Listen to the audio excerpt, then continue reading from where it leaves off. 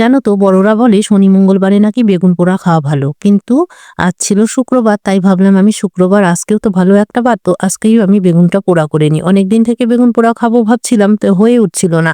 তো যাই হোক, আজকে আমি বেগুন পোড়া করব, তার জন্য একটা বিশাল বড় সাইজের বেগুন নিয়েছি, দেখতেই পাচ্ছ। আর বেগুনের গায়ে না একটু তেল ভরিয়ে নিলাম, এতে করে কি হয় বলো তো, বেগুনের পাতলা খোসাটা তাড়াতাড়ি উঠে আসে। আর তোমার হয় চামচ না হলে কোনো চাকু টাকু সাহায্যে একটু ফুটো করে দিবে, এতে করে বেগুনটা ফেটে যাওয়ার ভয় থাকে না। ব্যাস, এরপরে আমি উনুনে চলে এসেছি, উনুনটা ভালো করে ধরিয়ে নিয়েছি, এর মধ্যে একটা স্ট্যান্ড বসিয়ে দিলাম।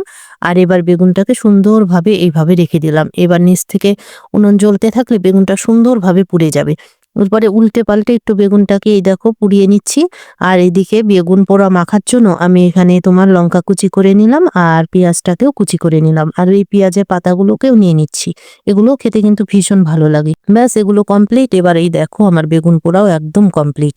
এবার বেগুনটাকে নিয়ে চলে আসলাম। এবার ভালো করে আলতো হাতে খোসাগুলো গরম অবস্থাতেই ছাড়িয়ে নিতে হবে। এভাবে দেখো খোসাগুলো ছাড়িয়ে নিচ্ছি, কি সুন্দরভাবে পাতলা পাতলা ভাবে খোসাগুলো উঠে যাচ্ছে। এরপরে আমি চাকুর সাহায্যে এই যে এই ডান্টিটাকে কেটে বাদ দিলাম। এরপরে ভালো করে ভিতরটা দেখে নিলাম কোনো পোকা টোকা আছে কিনা। সচরাচর এই ধরনের বেগুনে তেমন পোকা থাকেও না।